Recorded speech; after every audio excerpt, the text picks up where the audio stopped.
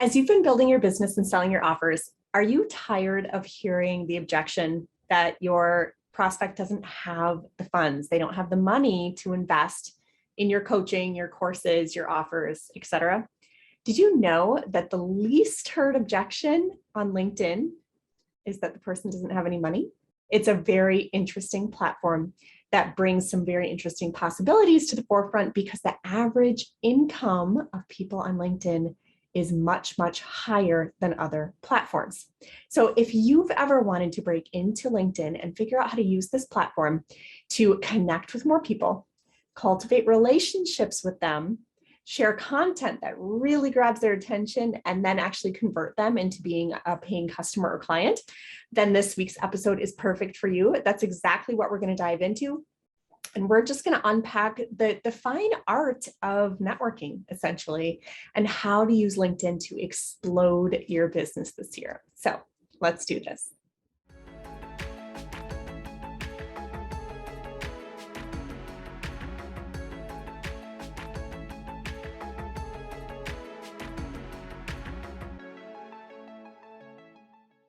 Hi, everyone. Welcome back to another episode of the Social Media Sales Summit. I'm super excited because today we're here with Fain Brandt.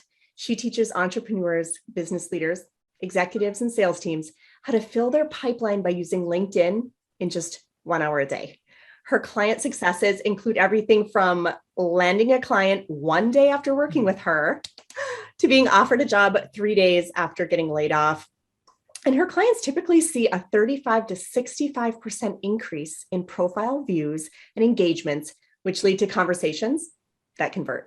She specializes in working with financial and IT professionals, coaches, career professionals, and business owners, just like you, to help, increase their visibility, but more importantly, learn how to connect, cultivate, and convert. So we are so lucky to have her here with us today. We're going to get into all the details about using LinkedIn, but specifically how to have killer posts, how to connect, cultivate, and convert, and what type of content to put out there. So I'm really excited about this one. Welcome, Mary. I'm so excited to have you here with us. Thank you. I'm so excited to be here. I feel like this is going to be such an amazing summit, and I can't wait to watch all the amazing speakers because I know I'm going to walk away with a couple golden nuggets, that I need for my business. We're all here to learn and grow, right? Absolutely. And I don't care how long you've been in business. I learn something new every day. And even though I host events like this frequently, I download almost everyone's gifts myself because I'm learning as I'm going. I'm like, wow, I'm getting your stuff and I'm getting your stuff. Like, it's wonderful. I did that too with one of my summits. I was like, oh, that's a great headliner analyzer. Where did that come from? Yeah. So yeah, I make use of it, even though I'm here hosting and speaking as well. Like, I'm always learning. So I love this. Now, for the audience members who maybe have not had the pleasure of meeting you yet, could you tell us just a little bit about you and your journey and how LinkedIn became such a big part of your business? Sure. I'll try to keep this short. So I'm going to say, first off, I never wanted to be an entrepreneur. My dad had his own real estate appraising company and I worked for him, and it was up and down. I worked for him off and on, and it would be feast or famine. We were doing great. We could buy what we want, or we were starving. So I grew up learning that entrepreneurship was scary and not reliable or dependable, right? So that was my mindset. So fast forward, and my mom got sick. She had early onset Alzheimer's, and it was getting increasingly difficult to work my full-time job, which I thought I was going to retire from. I literally thought I was going to retire from the Bishop School in La Jolla, California. And then my mom got sick, and it became increasingly, I was aware that I needed to be there for her, be her advocate. Eventually, we moved her into a nursing home, but I was there 3 times a week. So she always knew to the end who I was. And that was so important to me. So I had started my business not knowing anything about business, entrepreneurship. I had gone to a class about next steps in my career, and I decided I couldn't get a 9-to-5 because I wanted to be there for my mom. And I had set up the worst LinkedIn profile in 2008. Okay. I was on a date, but I liked my hair and shirt. So I cropped the guy out right? And put that picture up. My title was executive assistant. That was my headline. It was literally a copy paste of my resume, right? It was awful because I didn't know anything. But when I went through this outplacing support program, I started learning about LinkedIn, and I decided I was going to, create my own business, career coaching for women, because I was turning 50 and I was going to have to get a new job. And I was scared to death. Who was going to hire me? And in that learning environment, I learned that I don't want a job. I'm going to create my own business. And their career coaching, it's at an international organization company. And some of the stuff was very antiquated. And I was like, I can do this better. And we were talking, I'm super organized. So I had a binder with 20 sections of what you need to do, all color coded with samples. And I said, I can do this better. And I started coaching people at my job. Career coaching. So I started off as a career coach for women because I wanted women to find positions with purpose. I wanted them to align their skills and talents with their career. Women get stuck in jobs because of family commitments. They leave the professional life when they have children sometimes. So I really wanted to help that sector. And they all needed help with LinkedIn. Every single one, from not having a profile, from having a really bad profile. So that's when I started taking LinkedIn courses and webinars and really dove into learning LinkedIn. And I fell in love with the platform because it's a professional platform. And that's what I was using it for. And so then this segue came. My mom passed in 2016, and I wasn't sure if I was going to keep my company. I had 2 clients at like $100, like not enough to even pay any of my business costs. And so I was at this crossroads. Do I get a full-time job or do I keep trucking along in the business? And I'm a woman of faith. And I was like, okay, God, what do you want me to do? Give me a sign. And I got like 2 more clients. And then we rebranded. And moving forward, here I am as this international LinkedIn coach and strategist. And I still do career coaching. It's not the main focus. My main focus is helping people go from boring to badass on LinkedIn and show your personality and become more relatable. Oh, I love that so much because, oh, guys, there's so many things that popped as you were telling your story for me. I mean, how many of you in the audience, be honest, and we can continue this conversation in the Facebook group. How many of you have heard someone say, well, LinkedIn is basically just like your electronic resume, like just make it look like a resume. And that's so far from what you paste. Just put your resume up there because that's going to get you a lot of traction, said no real LinkedIn trainer ever. And I think there's this incorrect assumption that a lot of people have. I think it's super common. They assume that because it's a professional network, they have to be like these cookie cutter, super professional, really stuffy people. And it's like, you don't have to be that way. Or they're coming from corporate America. So I work with a lot of women that, were in corporate America and now they're launching their own business and they don't know how to share their voice. They don't know how to tell their story. So recently, one of my clients and business partners, he's like, we need to change your headline. You're the extractor of stories. So one of the things I'm known for is when I'm talking to my clients, I was telling them, like, every time I talk to a client, they walk away with 5 pieces of content. I extract their stories and we turn that into content. And I know we're going to talk about that a little later, but I love helping people find their voice, polish up their profile and put personality in there because let's face it, everybody's online these days. Okay. 2020, the world came to a stop and everyone realized, oh, snap, I need to be on LinkedIn for my professional network because that's the only way I'm going to be able to really connect and cultivate, right? Ooh, those words, connect and cultivate and convert into opportunities is by using LinkedIn. And so we saw this influx of people that were LinkedIn trainers with those titles because they saw an opportunity. So, kudos to them, but they really weren't LinkedIn trainers. They were maybe social media managers. Maybe they were a consultant of maybe a networking group. And so they gave some really bad advice. And we saw people go in hot and heavy in the DMs with sales pitches. And it hurt me to see people get bad advice. And it pissed me off getting all these DMs. If I can be frank, I was like, no. So that's why I created my 3C method, which is connect, cultivate, and convert into opportunities. Yeah. So I love that because I've seen and experienced that as well. every time I go on LinkedIn, I just have a bunch of people trying to sell me stuff in the DM. So I like never go over there. Honestly, like it's not going to do you any favors if you're doing that. So I love that you're specifically focusing on, like you said, those 3 C's, things that actually allow you to connect with people, like real connections, right? Cultivate that relationship. And then step 3, then convert them into whatever it is you're trying to direct them into, right? So let's unpack that just a little bit, because I think there's a lot of people, once they're realizing, I don't have to be stuffy and professional. It shouldn't just look like an online resume. Like if they're wondering, how do I use LinkedIn? Like, what should I be posting? How do I connect and cultivate? Like, let's start with those 2 pieces, because I think it really is all about the connections. It's really all about relationships. But a lot of people, they hear that, but they don't understand what that looks like and how. Okay, let's start with a connect, cultivate, convert, and then we're going to add content, because you really need to, I think, do it in that. I'm very systematic and strategic when I work with my clients. There's 3 phases. You build your profile, right? Build a strong and strategic network, and then it's content and engagement. So let's start with connecting. You want to add the right people to your network.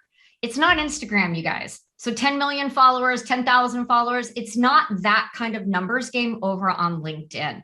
You want to have the right people in your network, but you also want to have a diverse network, a network that you can learn from, that you can educate, you can mentor, you can be a mentee. So I want people to take off the blinders. Sometimes people think very linear, like, oh, that person's in a different country.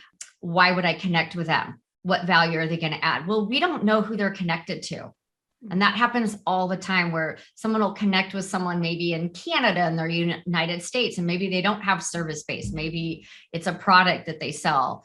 But in today's world, we are a global world. So take the blinders off, think diverse network that you can learn from, and think strategic. Who can you connect with? I'm not looking at clients. I'm looking at quality people. What are they posting? What does their profile look like? Are they engaging on LinkedIn? So when you connect with someone, you want to send them a very short, sweet, simple first message. No links, no articles, no PDFs, no let me fix your website. Mary, you'd be great on my team. None of that. It'd be like, hey, Adrienne, I saw some of your content over on LinkedIn. I really like the post on scaling your business and the tools that you mentioned. I use one of those. Made me pop over to your profile. I like your profile. I love adding savvy business women to my network. Can we connect? Right from your heart, make it relatable. Don't overthink it. So that's tip number 1. Connect with the right people, send the right message. You don't go on a date, or let's take it back to junior high. You see a cute guy, you don't run over and kiss him. Well, and if you do, that's a different story. I want to hear all about that. In junior high or whatever, you have a crush. You look at each other, you might share lunch, you might walk to class together, you might in 3 weeks hold hands. It's a cultivating, right? You're cultivating that relationship. The same thing with your online relationships. Let's take it to business now. At a networking event, I'm going to grab this right here. If you're the person that walks up and starts throwing these in my face, you're the person I'm not going to connect with. This is the business card for the younger people that don't know what this is. And don't worry, Right, I think it's going away forever. You talk to them, you get to know them. And the same thing online. Talk to your connections. How can you do that? You can look at their content.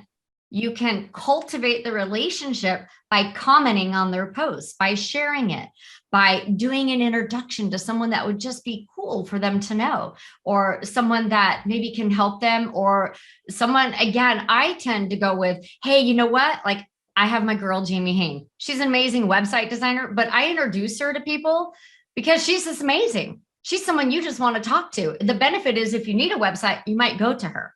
Right? So connect people with other business owners that you think are cool, engaging, and thought leaders. That's how you can cultivate your online relationships. And then that third C, convert to opportunities. Okay. When I say opportunities, I don't say clients. Did you all notice that? The reason for is I want people to take their blinders off, and I want you to rethink how you're using LinkedIn. If you're using LinkedIn just to find clients, you're missing out on a ton of opportunities. I want you to think about brand ambassadors. What's that? That's when someone's already organically commenting on your posts. They love you already. That's what we call a brand ambassador. We all need to have a few of those in our back pocket, right? Absolutely. I have a few, and they actually ended up being on my masterclass. He was so amazing. Like he'd been commenting for like 6 months on my stuff, joined my private group. Then we had a conversation. Then we were in another group. I was like, Bez, I'd love for you to come on and talk about how you use LinkedIn as a recruiter. He was so amazing, but he started as a brand ambassador. What about people that you can collaborate with? Like we're collaborating, right? Yeah. I love that. Collaborating is probably my favorite thing. And I find more people on LinkedIn to collaborate with than anywhere else. Podcasts, live shows, writing a book. That's on my list for 2022. If anyone wants to co-collaborate, writing a book, hit me up. Let's talk. LinkedIn local events. I'm collaborating with those in 2022. So brand ambassadors, collaborations. And then of course we're going to get clients, but you know what I think is even smarter than getting clients on LinkedIn? Referral partners. A client pays you once. A referral partners pays you for life, right? They just keep referring people to you. So when you think about converting to opportunities, stop thinking about converting just to clients. We all want clients, and those are going to come organically when you follow that 3C method. Does that make sense? I love this advice that you're helping the audience to think about. There's more than one purpose for connecting with someone. It's not just you're either a client or you're dead to me. It's, maybe they're just a good connector. Maybe they're a referral, maybe they're a friend.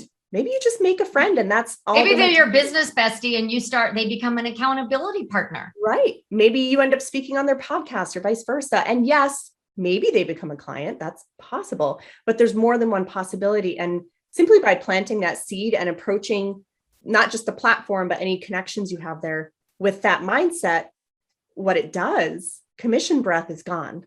Right? People can smell that, you guys. If they can tell that the only reason you're messaging them is because you're like, how quickly can I turn you into a client? Commission breath. I'll delete you. Like, it's terrible. Yeah. If you DM me with a sales pitch, you get deleted and blocked. And if it's a really bad message, like if it's just off, like it's not even business related, you'll get reported. So I want you guys to know that you have that option on LinkedIn. You can delete and block someone and they won't know. Like if you just delete and block them. And I've done that because I don't want those people in my network. That doesn't serve me or my network, right? Yeah. What if they I just don't want those people in my network. I don't have that kind of time. So I love that piece of advice. I think it brings another C to the table. If you're curious, when you meet someone, if you think to yourself, ooh, I wonder why I'm meant to meet them. I wonder what kind of relationship we're going to have. Like, let's find out, right? That curiosity of being open to any one of those 6 or 7 potential reasons why maybe you'd be a great connection. All of a sudden, the commission breath is gone and you're open to possibilities, opportunities, like you said. Opportunities. I love opportunities. I like options too. Maybe that's why I created that method, because there's options there. It's not just I'm going in for the kill and finding a client. Right. Yes. So for people who are now going through this process, they're connecting. Mm-hmm. They're open to all the different, ways that they can connect with someone beyond just signing a client or a customer, right? What role does actually the content that you share, what role does that play in this process? Because, at the end of the day, it's a social media platform. People are posting things. Like, what should that process look like? Oh, I love this topic. Talking about content. I'm in a couple different LinkedIn mastermind groups, and we were just talking about algorithms, what's killing your posts, what's helping it. So let me start with this statistic. There are nearly 800 million users on LinkedIn, 800 million, and only around 5% are creating content. So why is that important? That's an opportunity. That's a huge opportunity for you to get in front of people and start creating your own organic, unique content. So the 4th C that I think I'm going to have to add to my 3C method is content, right? We're just going to have to add that. And then maybe consistency. Yeah. So let's dive into content. First off, there's a couple things that do matter. The size of your network. So if you have a small network, you're going to have a smaller reach, which is going to result in smaller engagement. That's just math for you, math 101. So make sure, so that's why you have to connect, right? Grow your network, cultivate, and then convert to the opportunities. So with the content, your numbers could be smaller if you have like 1,000 connections or followers. So that's one thing. Also, your profile strength. How well is your profile set up? Is it boring or is it badass?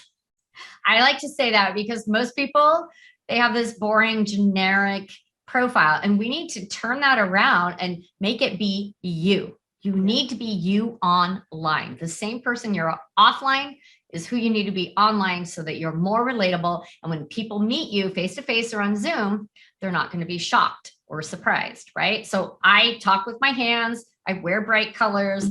I'm excited. This is who I am offline and online. No one is shocked when they get me on a Zoom call. Okay, let's talk about some more statistics before we get into the type of content. You probably don't realize, but LinkedIn only shows your posts to 10% of your network. So if you have 500 people in your network, only 50 people are seeing your posts initially, okay? So that's called the test group. Again, I talk with my hands. Air quotes are a thing. So 10% of your network is initially going to see your post. That's called the test group.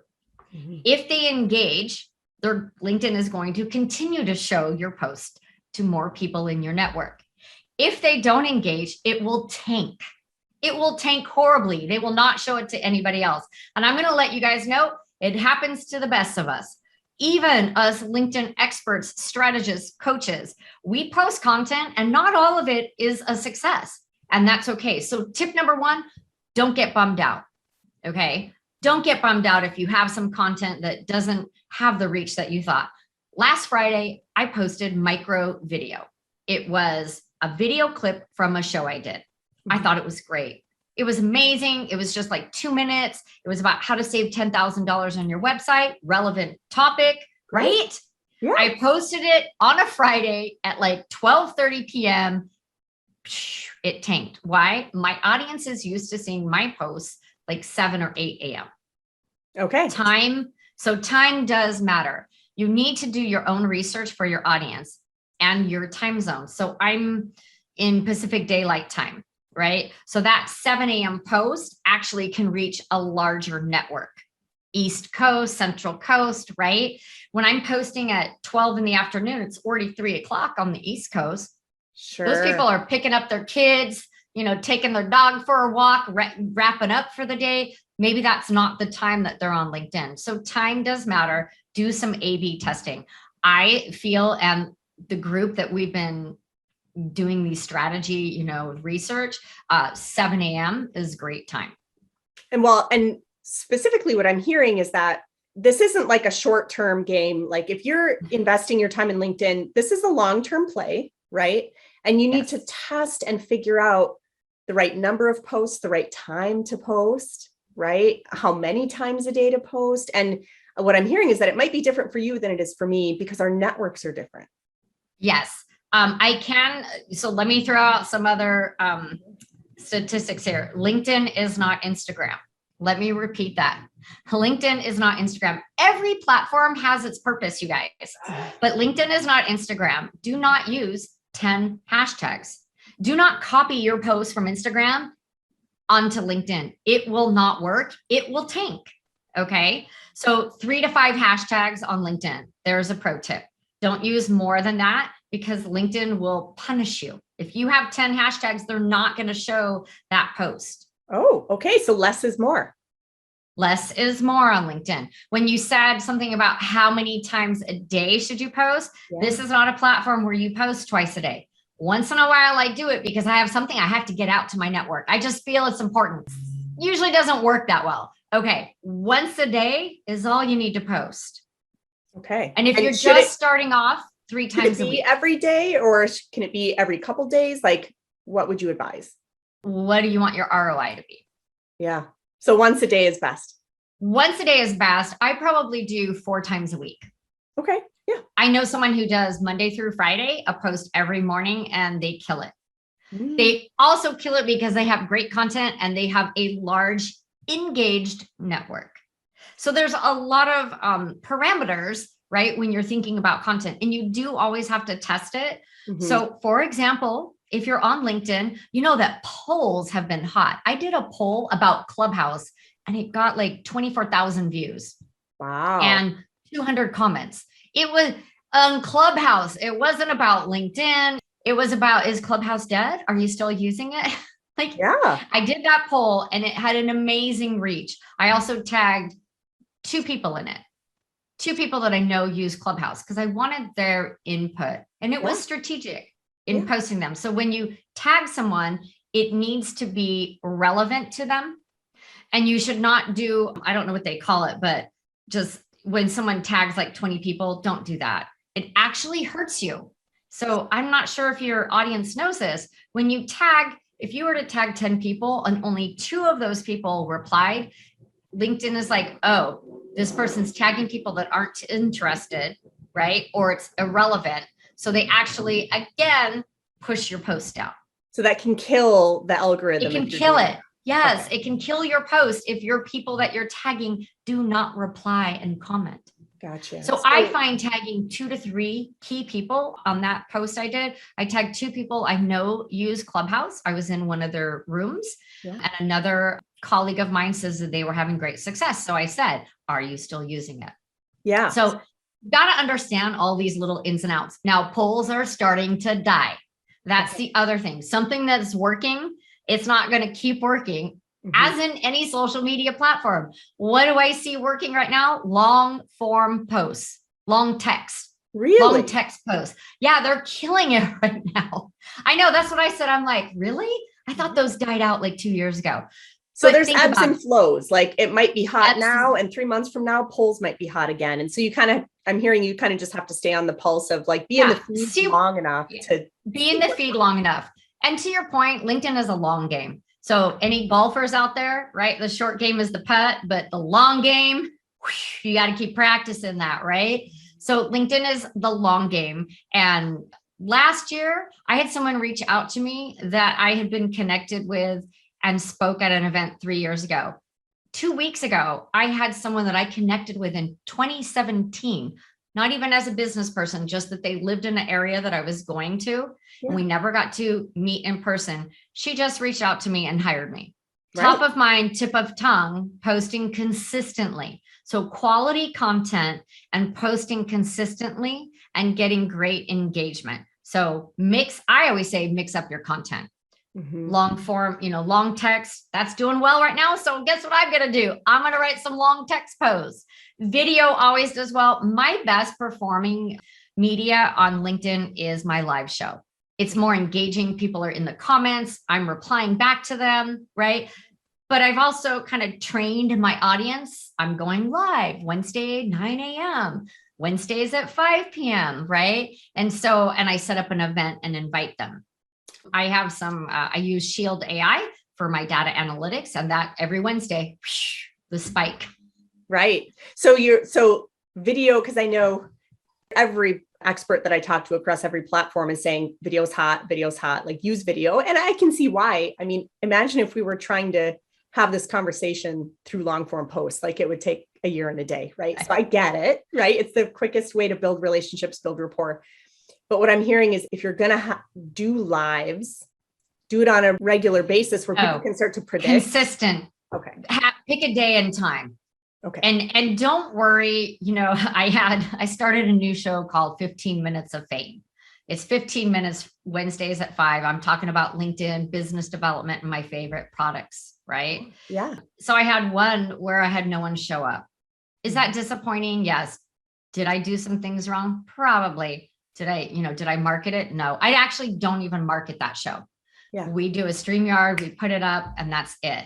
But I'm training my audience, Wednesdays at 5 p.m. It's 15 minutes. It's short and to the point. If you're doing video, you want to make sure you're using captions, because I think it's like 85% of videos are watched with the sound off. People are, still. So put the captions on there. Yeah. I know just the other day. They're at work. They're wanting to listen to your video, but they're at work. So they're just like, they're reading the captions. So the other day I was at my doctor's office waiting to get called in, and I wanted to watch a video, but there were no captions. Did I save it? No, I'm not going to go back. Right. So put the captions on the video. If you're doing a live show, be consistent, pick a day and time, play with it. I've had 3 different times. I started when I was working full time. My show was at 7 p.m. at night because that's when I could do it.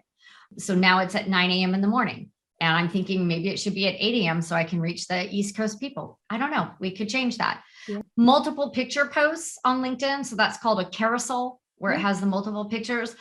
Those tend to do about 10% better. One thing I can tell you that not to do, and my post tanked last week. I was lazy. I use a scheduler. I know, but I can't post every day on all those platforms. About 85% of my posts, I use Agorapulse and for my scheduling of my content. And then I do about 20% organically. I do believe you need to do some organically, but putting a link in the post tanks it. Really? Big time. So don't share links on LinkedIn, not in your post. Don't share. Yeah, you can put them in the comments. And I don't like that, but I went for it and I put it in my post. It tanked. And the LinkedIn mastermind group, we had a whole discussion around that. And all the research still points to no links in your posts. Wow. Okay. Yeah. Well, there they you go. Drop by 15%. Yeah, you'll drop by 15% engagement. Wow. So I'm hearing very clearly that links can hurt the algorithm, if you will. Now, how much does it hurt the algorithm if you're using a scheduler? Because like you, I'm so busy. If I'm not scheduling it, frankly, it's not going to happen. So right. How much is that going to hurt me? So we don't feel that it really hurts us enough to not use one. We all use schedulers, but I do suggest you do some organic posts where it's not, maybe one post a week is organic. It's a thought that you're just like, hey, I want to get this out to my network. Yeah. If you are regularly doing a show, as you've suggested, like at the same day every week, can that help to give a little boost to those posts that you've used a scheduler for? I don't know if it can help those, but it does help your overall content picture. Okay. Yeah. So we went over hashtags. It's not Instagram, 3 to 5 hashtags. Regarding hashtags, you should all have your own hashtag, a personal hashtag. So we have Grow with Mary, because I want people to grow with me. And then Mary on the Move, because one of my branding people, she's like, you're always on the move. How about Mary on the Move? So I use those. And then the other 2 hashtags should be relevant to your posts. So LinkedIn tips, entrepreneur, those are hashtags that I use frequently. Sure. So we talked about hashtags, consistency, only 1 post a day. It's not Instagram. If you can do 3 posts a week on LinkedIn, I think that is a great starting point. Perfect. Just be consistent. And then I just want to say stories sell. Facts tell, stories sell. So when you're creating content, think about a story that you can share, because people want to connect with people, especially we're still on Zoom calls, we're not having a lot of face-to-face interaction. We need to be relatable to our audience. Mm-hmm. And one way that we can do that is by sharing our stories. Now, when I work with my clients, I'm the extractor of stories, right? I take a story and then I'm like, okay, we're going to tell the story. We're going to get them. You're going to hook them. And then we're going to tie it back into the business, right? So what's your story? Did you overcome something? What is the saying? You never want to talk about when you get cut and you're bleeding, when you're in the thick of it, you want to talk about it after the scar is healed. Yes. I forget what it's called, but you know what I'm saying? You don't want to be like, oh my gosh, my website fell apart. I don't know what to do. You don't want to talk about that. You want to say, let me tell you a story. I had an awesome website and then it disappeared. And I realized that my website was driving a lot of traffic. You want to start with that after the problem's already been resolved and weave it back into your business. Well, and that makes so much sense, because if you're sharing a story after it's been resolved and you've gotten some amazing epiphany from it, that's totally different. Because if you're telling it while you're in that piece of struggle, you sound like Debbie Downer, right? You sound like you're just complaining. So that totally makes sense. Now, because LinkedIn is a place for professionals, right? I feel like there's more business kind of content there. What mix of your content should be business related versus personal? Is there a different blend on LinkedIn versus other platforms?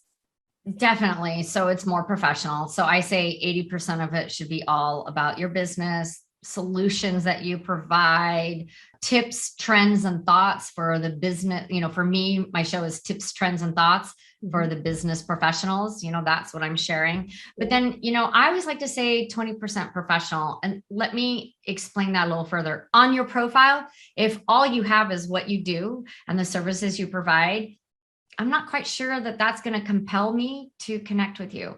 I always like my clients to share a little bit about how did they become a divorce concierge? Oh, she probably went through a divorce, right? I mean, there's a story there, right? There's a story. So on a profile, I break that about you section into 3 parts. It's the story, right? You want to hook them, and then what you provide, and then your call to action. That's how we break it down. It makes it easy. Yes. It's a little more detailed once we get into it, but you want to share who you are. And a lot of people are afraid to do that on LinkedIn. But at the end of the day, you guys, there's a person behind the profile. Yeah. There's a person behind each profile that's looking at your profile. If you're looking for a job, that recruiter is a person, and you need to be relatable to the people online. And if all you do is slap up your resume, talk about your services, how relatable are you really being? Right. So I'm hearing it is okay to skew more towards talking about your business, like 80% business, 20% personal. As long as the personal elements you're sharing are relatable moments, it's okay to have that ratio. Because I know like on other platforms, Facebook, Instagram, for example, it's more like 80% personal, 20% business, or that's what a lot of people recommend. So so just reverse it. It should definitely be more business. I'm not posting pictures of my food over on LinkedIn unless I'm at an event and I'm showcasing the food vendor, right? Like that makes sense. But me just like, hey, I went to Sensational Coffee, got a coffee this morning. It was great. That doesn't belong on LinkedIn. So think about the audience. And I know there's a post from a good friend today about like, I'm seeing a lot of posts about, your kid's graduation, a death, like, there's some really dark personal stuff that's coming over there. And I don't really want to see that over on LinkedIn. And I don't think the LinkedIn professionals really want to see that kind of personal stuff. So think about it. Okay. So share some audience personal stories about you, but more from a moment of relatability, not so much a, hey, here's my life story. Come sit on my couch and let me take all the skeletons out of my closet. No. I'm writing a post about, are you an itinerary type or a go with the flow person? And it's about our trip to Nashville. And it's really about, do you need, is that type A, I guess? Because I have to have an itinerary every time I go anywhere. Yeah. Like day by day, like lunch, here's what we're going to do. Then we're going to go shopping. Then we're going on a tour. Like I break it down. It drives my friends crazy, but at the same time, I think they secretly like it because I've done all the research. So and I'm writing and they don't have to. So I'm writing this post about my personal trip. I'm sharing some personal photos, but I'm going to tie that back into how organized are you in your business? Yeah. Are you just throwing spaghetti at the wall, or do you have a checklist? I love that. So take the personal moments, but still tie them back to business in some way. Absolutely. So quick question then. I know on LinkedIn, of course, you have your personal profile. Yes. But now there's these like business pages. How do you recommend, like, how should people be using both sides of that equation? Should they bother getting a business account? Like I know on Facebook, for example, the business page is pay to play. If you're not putting money behind ads, like it just sits there. It's a placeholder. Right. It's a placeholder. Like, sure, you can have it, but no, like organically, it doesn't have that much reach. What's the story about LinkedIn business pages? So LinkedIn, they have company pages is what they're called. They're actually revamping them. They revamped them it was right before COVID. So almost 2 years ago, they added some more features and functionality. I'm going to say they are still a placeholder. They have a purpose, but if you're a solopreneur, you're not going to get the traction over there as you would on your personal profile. So this just came up in our mastermind group. Should you post on the personal profile? Should you post on the company page? I'm a big believer in post on the personal profile. And then if you want to add it to your company page, so you have stuff there, do that. You have to have at least 300 followers to get any kind of analytics. If you're into it, Google, one of these big companies, you're going to have a following over there because people know you and they're going to follow that page for sales, product development and tips, right? As a solopreneur, people are going to follow us, or even a small business owner, they're going to follow us over on our personal profile. So I always set that up because it's the only way you can have your logo auto-populate into your personal profile, right? And you don't have that gray box, but focus on build on the personal profile. So when you say build on the personal profile, but add it to your business, do you mean like literally copy and paste the same content over, or do you mean like share it? Is sharing good on LinkedIn? I schedule it through my scheduler. So it's the same content, different days would be better, right? Different times. So I have 3 LinkedIn accounts and I'll do 6 o'clock, 7 o'clock, 8 o'clock. So it's going out. Yeah. And so if you limit it on time, and you want to focus your energy on one of the 2 places, you're saying focus on your personal profile first. 100%. Okay, perfect. So let's talk about sharing posts, because I know on other platforms to share someone's content is like the biggest compliment you can give them and it boosts the algorithm. Is that true on LinkedIn also? Is sharing good? I think sharing's always good. However, the LinkedIn algorithm, not a big fan of sharing. So if you hit the little share button, right? If you're reading someone's post and you're like, oh, that's great, I want to share it.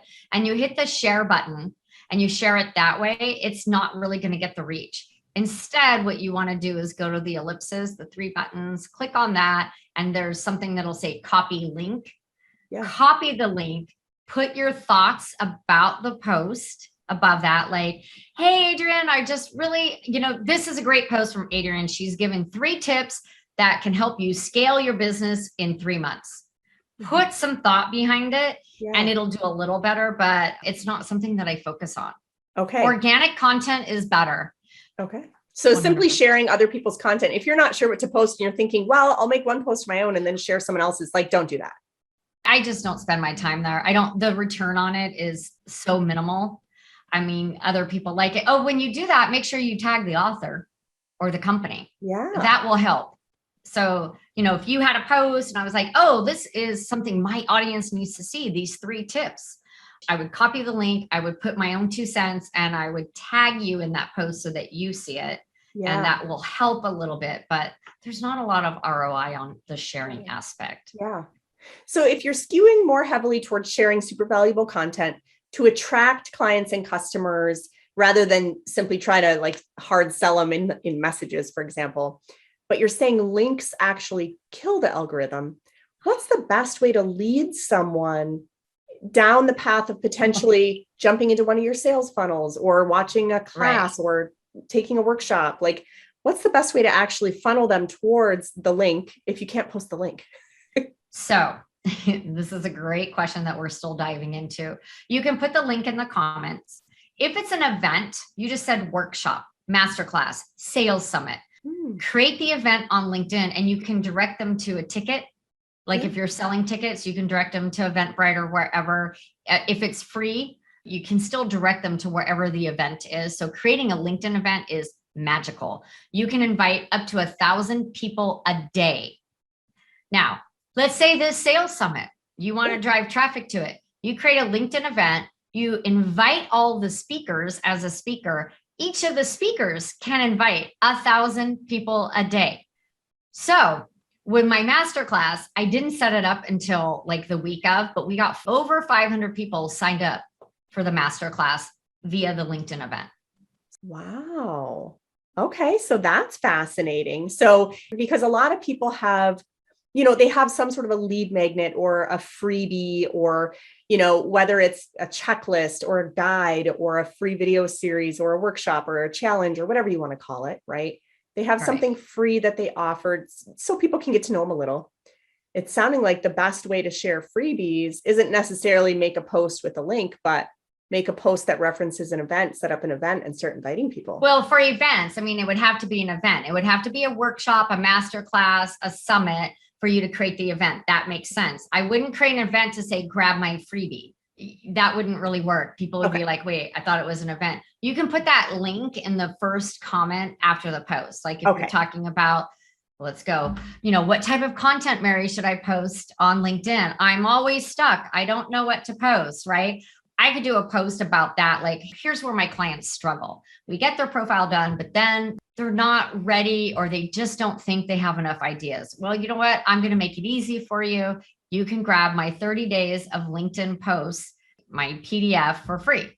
And then I'll put link in first comment. And then in the first comment, I would go in and put the link. Okay.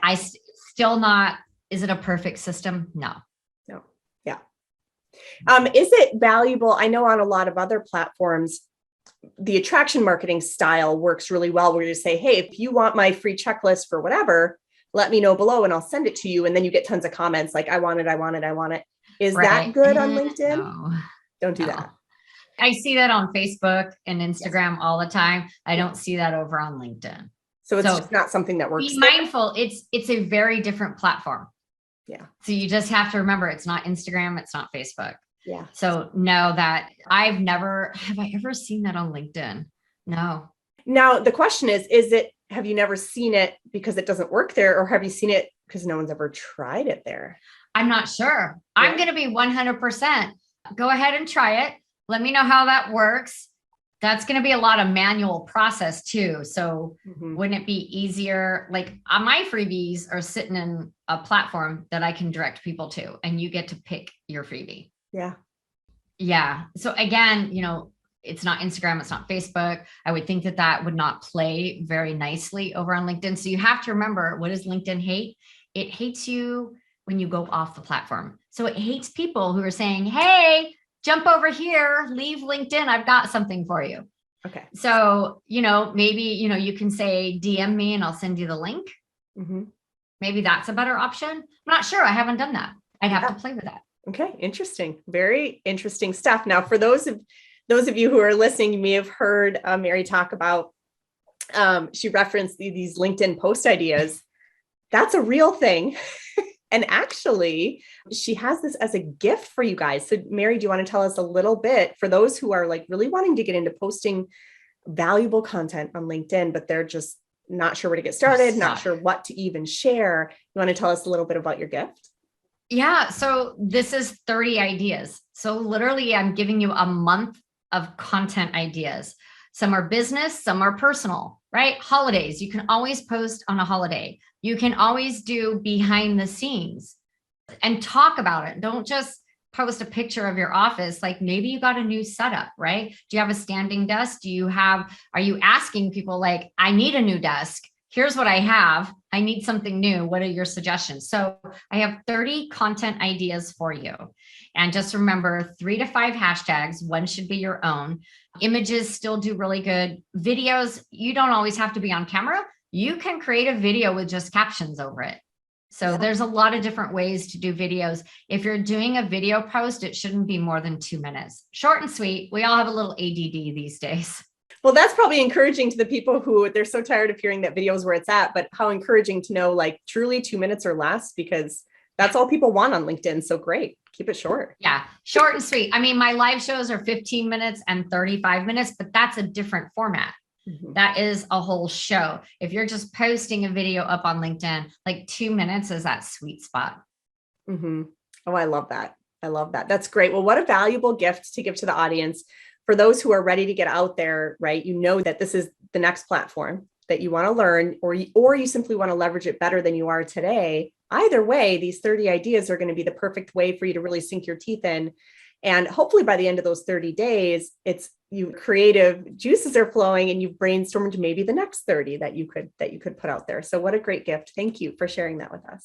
You're welcome. I want to see everyone get on this platform and start creating original content and sharing their knowledge, because there's so many talented, knowledgeable professionals out there. And I call them the LinkedIn lurkers, the LLs.